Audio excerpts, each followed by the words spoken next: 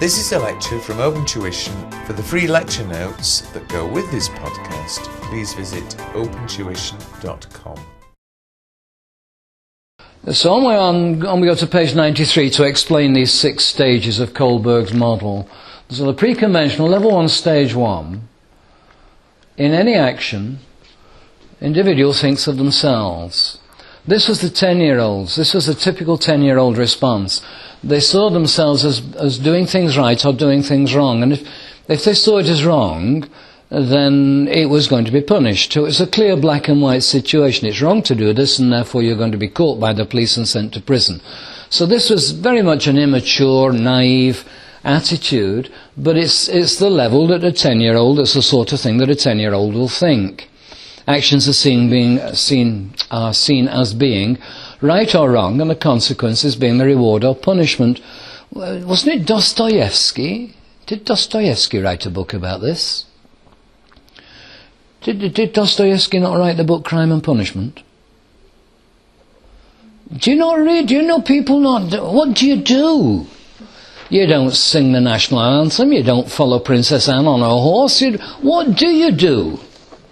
I think it was Dostoevsky who wrote the book Crime and Punishment. And that's this sort of level here, that you commit a crime, you accept the punishment. Individuals focus on the consequences which are likely to arise from their actions and how those consequences will affect them personally. Not bothered about you, I'm just worried about me. If I do this, what will happen to me? And that's the level that we're thinking of. The morality of any action can be measured by considering these consequences. And the greater the crime, the greater the punishment. And the greater the punishment, the greater the lack of morality. You're lacking in morals if you commit the crime, and therefore you're given heavy punishment. But we have to move away from there pretty quickly to level 1, stage 2. And we're still at the pre-conventional stage. This has been asked. This has been asked in exams. He's only done 5 exams, or maybe 6, since this syllabus changed. And he has asked this. Analyse the situation from the point of view of Kohlberg's level 1 and level 2. So level 1, stage 2. At this stage, I'm thinking of my actions and what effect my actions will have on other people. And particularly, if I do something for you, will you do something for me back? That's what I'm thinking of. If I scratch your back, will you scratch mine? If I poke your eye out, will you poke my eye out? And it's a balance, but I'm still thinking it from an individual point of view. I'm thinking of what my actions, what effect they will have on you in your relationship back with me. So at this stage, individuals think of the effect of their actions on others, but only to a limited extent. They're still looking at morality from an individual's point of view. Individuals at this stage are more concerned with how they will benefit. If I do that to you, what benefit will I get in return? What's in it for me? And think about the effect of actions on other people is merely incidental to my prime consideration. What's in it for me? But again, we're at pretty basic, naive, 10-year-old level. And we then seem to move on, a step of maybe 3 years. The sample that he applied his theoretical situation to were these 3 groups of 10, 13 and 15, I think it was. And at level 2, stage 3, therefore, we're into the conventional thinking. And we're beginning to see the recognition of the fact that society exists and that we're members of society. And it's no longer, therefore, purely, I have done something, I will be punished, I will be rewarded. It's not even, I have done something, therefore what will I get back from you in exchange? What we're beginning to see with level 2, stage 3, is the concept of society and the acceptance of the fact that individuals are members of society.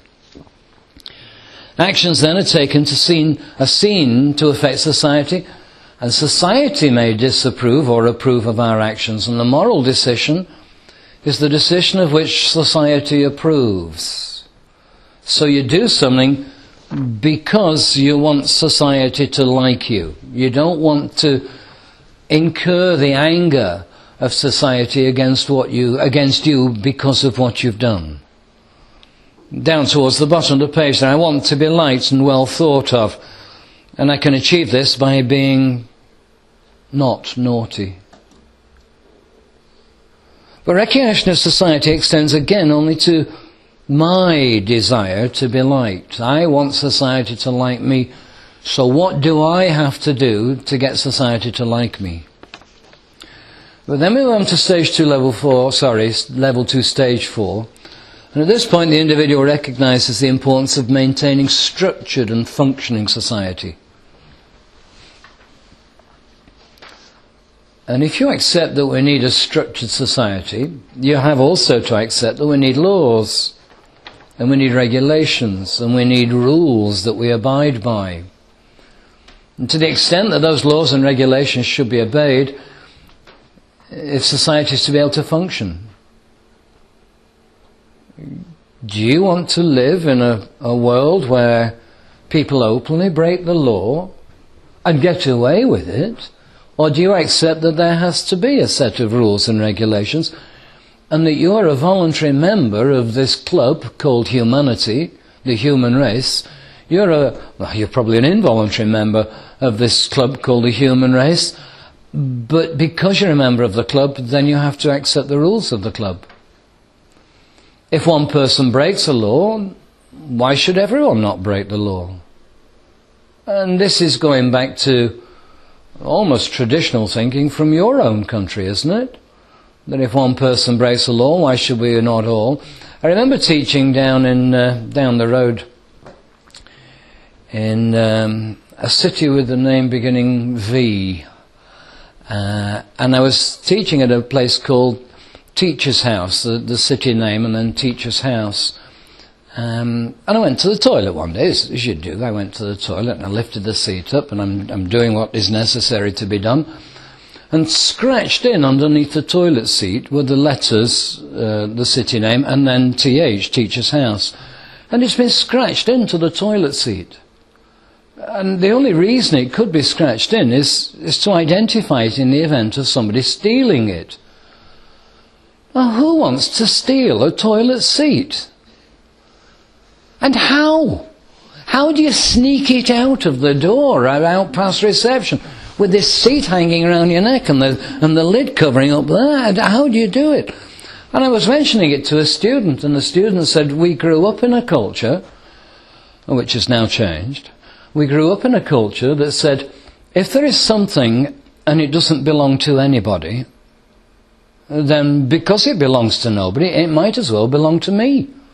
And therefore you take it. And it was apparently normal for people in this particular part of the world to accept the principle that if they had a job, when they worked for an employer, it was normal practice that they would steal from their employer.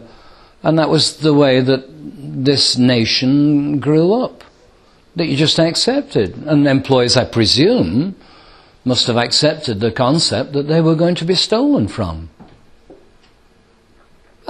Just amazing. It's a completely foreign ideal, so far as I'm concerned. But I can imagine people of your age, for instance, who were growing up in that time, I can imagine you maybe understanding that. I can't understand it. I think it's not our age, it's probably our parents. Well, yeah, but you were brought up by your parents, and your parents would be bringing you up according to their... The same as my parents did. My parents brought me up according to their ideals, and my ideals are rather different from what they had as ideals. I've changed. And I think you will have changed because you will have been brought up by your parents along maybe similar lines. I'm not saying that your country is the one in question, but you've been brought up along similar lines. And on the basis that as you yourselves have matured and you've grown into adult men and adult women, your own attitudes will have changed. And this is a changing society. It's wonderful. It's brilliant to see it changing. And John and I discuss this sort of... we're quite boring when we get talking to each other. We discuss this sort of thing and say, do you remember when? And we go reminiscing back to our childhood 20 years ago. So the acceptance, it leads to the acceptance that laws and regulations should be obeyed if you're going to be able to function as a society. And if one person breaks a law, this could lead to everyone breaking the law. I don't want to live in a society where everyone breaks the law. Again, coming close to home, when I first moved out here, the first time I was stopped by a police car was in the town just north of the border. And I didn't know that you had to only do 50 kilometres an hour. He stopped me and said I was doing 80 in this little town. We talked, he asked for my driving licence. I didn't have it with me. I didn't know I had to carry my driving licence with me. I didn't know I had to carry my passport with me. It was only lucky I had my passport. And it became apparent that he wanted some money. Can you believe that? A policeman wanting money because he stopped you for speeding. Can you believe that? Anyway, I gave him some money and I went on my way again. And it became normal. It became normal for me that whenever I was stopped by the police, out would come the money and it would change hands. And I've decided just this last 12 months, 18 months, I'm not doing it again. I'm not going to pay them again. If they want to book me, if they want to fine me, all right, they fine me. They take me to court and I pay them a fine, but I'm not paying the police anymore. I've had enough. I'm not doing it. And so should you, if that's what you happen to do now. If you happen to be the sort of person that bribes policemen, then you should stop it. Shouldn't you? I've never started. So. You never started? Well, possibly because you're a better driver than I am. It depends on how much we have been speeding.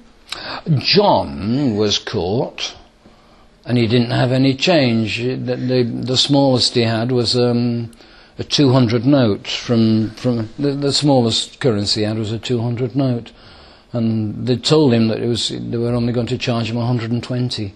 He said, "I've only got 200," and they gave him change. They gave him change.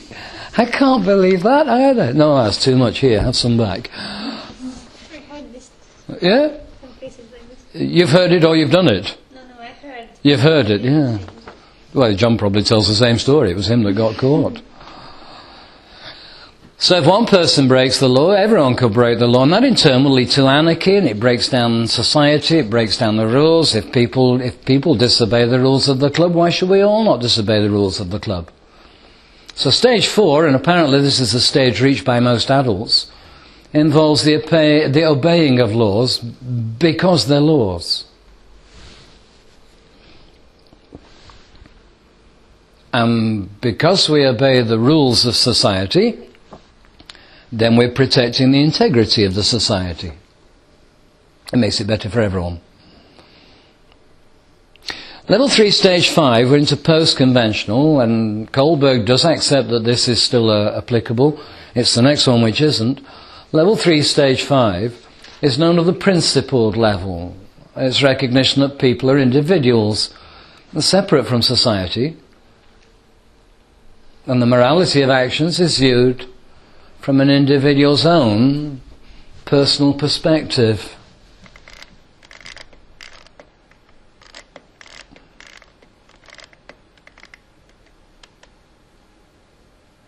Where am I? Laws then are seen as social contracts, and because we're humans and because we're alive, then we're entered into a social contract. The terms of the contract are the laws which are made by the people that we appoint to make the laws, members of society that we have appointed. And any law which doesn't operate to the greater benefit of society needs to be changed. And we effect change of law by standing outside Parliament and shouting and lobbying our MPs, our members of Parliament. We lobby them. The lobby is a big room in the Houses of Parliament, and you'll arrange to meet your Member of Parliament in the lobby, and then you'll give him an earful. You'll tell him, look, this law needs to be changed, and I'll tell you why it needs to be changed, and you persuade your own Member of Parliament that what you're proposing is a good idea. And if there are a number of you, each of you with different Members of Parliament, then we're all there in the lobby giving our Members of Parliament earache about how the law needs to be changed, and they will think about it, and then It gets proposed as a change to the law, and eventually, possibly, sometimes, statute is passed in accordance with the lobbyists, the people who do the lobbying. It gets changed in accordance with their requirements or their requests. So laws are seen as social contracts. Any law which doesn't operate for the general benefit of society needs to be changed. And it will be changed as a result of people talking to the members of Parliament. But that change is effected by majority decision. Well, it's passed by, in the UK, it's passed by 650 members of Parliament. And it's a majority decision, and that's why at the moment we now have a hung Parliament, because no one political party got more than half the seats, so we've got a coalition government. But the two parties to the coalition have agreed that they will work together for the benefit of society. For the greater number, a greater good of the greater number is what we're looking for. Generally, you could analyse that as being the democratic process. And then we go to page 95, level 3, stage 6, post-conventional.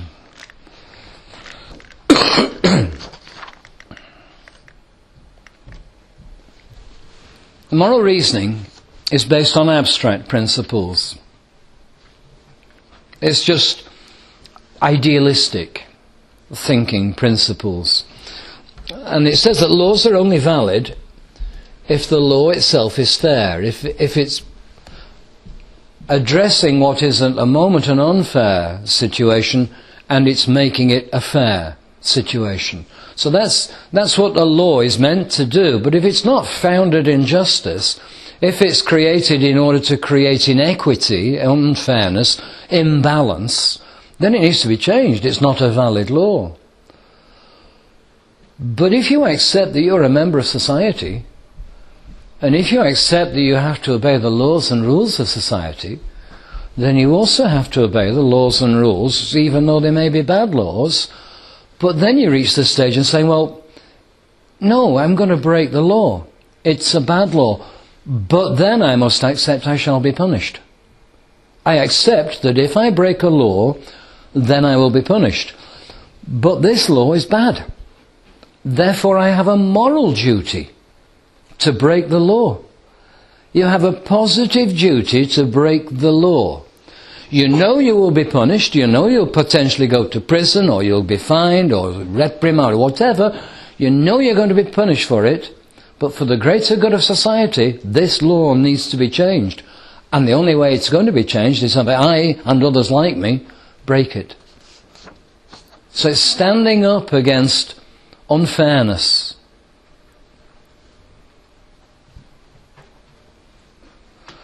And I've given here in the 1, 2, 3, 4, 5, in the 5th bullet point, I've given there historical figures who did. They stood up against authority. They stood up against law, rule, regulation.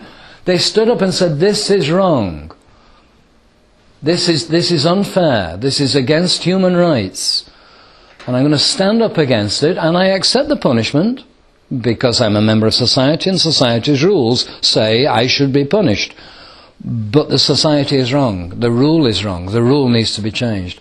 And I suggested there Gandhi, Mandela, Nelson Mandela, and Martin Luther King, and for the Christians amongst us, Christ himself. I don't know anything about whether Muhammad stood up against unfairness. I've no doubt he probably did. So these are just examples of people that have brave, unbelievably brave people. I get emotional about this. I don't know whether you're obviously not. Oh, God. You're obviously totally unimpressed. I get really emotional about it because these are people who stood against the rule of law, stood up against the people who created the laws and said, you're wrong, I'm going to break your law. Punish me, but your law is wrong, it's not fair. And this is phenomenal bravery, courage. Deontological morality. Following, it means deontology is a strange way. If you look at page 97, you've got the chapter which is called Deontology and Teleology. This is an example of deontological morality, which says, follow a course of action, not because it's in your interest. In fact, it might actually be against your interests, your personal freedoms. It's not because it's in your own interest, but you follow this course of morality because it's the correct thing to do. It's the right thing to do. I was given at a garage the other day, I was buying some fuel, and they gave me too much change. And I looked, and I had my hand, and I'd only given, 100 notes. And they'd given me 250s and a 20 in change, and they should only have given me 70 change. They should only give me 150 and 120. And I'm looking at this, and I'm thinking, I could make 50 here. I could put that 50 in my pocket and be happy. And I just, without closing my hand, without trying to hide it, I just held it out in front of the assistant, and they got all defensive, thinking that I was complaining that they'd not given me enough change. They got very defensive about it, and I pointed to them and showed them that they'd given me these 250s. And they looked at the till, and they looked at what they'd given me, and they looked at the till again, and then they said, and they took 150 back. Why? Why should I do that? It's against my own self-interest. I could have had an extra 50 there in my pocket. I could have bought another couple of beers. But it would be wrong. It's not moral. It's morally incorrect. And that's deontological. It's following a course of action, not because of your own self-interest, but because it's the right thing to do. I used to like meat. I used to enjoy meat. But now I've gone vegetarian, now I've gone vegan.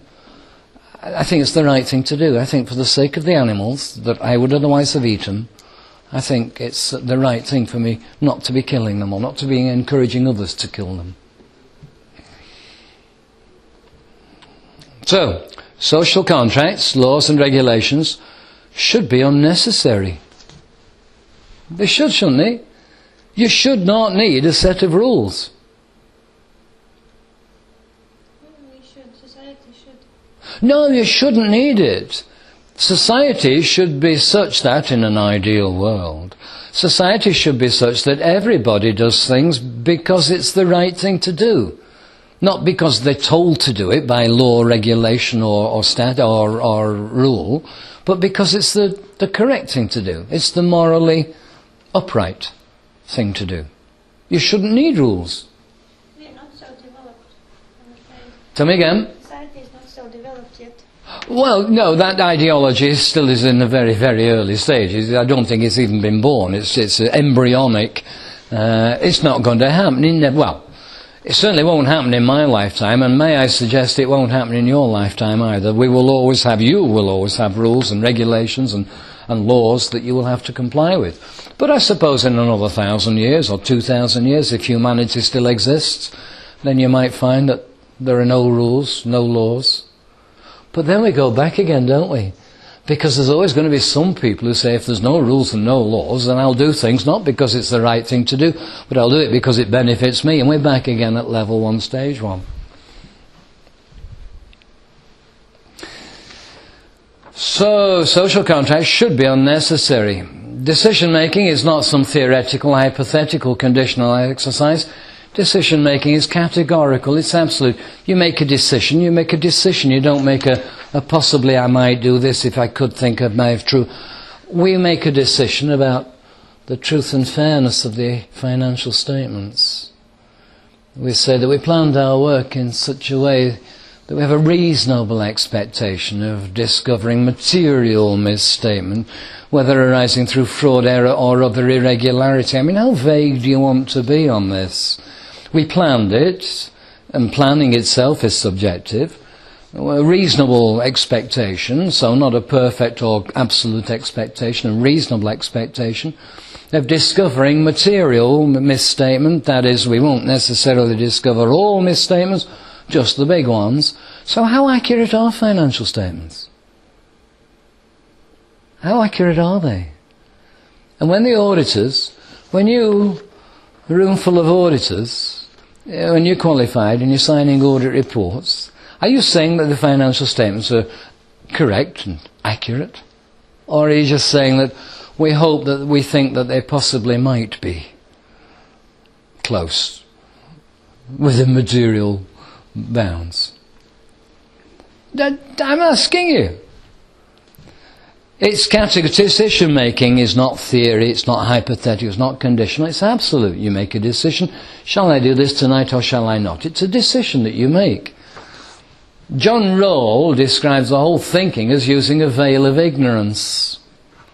This is nice as well. If there's a dispute of 3 or 4 people involved in a dispute and each of them stands to benefit in a different way depending on the solution of the dispute, John Rawle puts this veil of ignorance. So I don't know who I am. In this dispute I could be any one of the 4 people.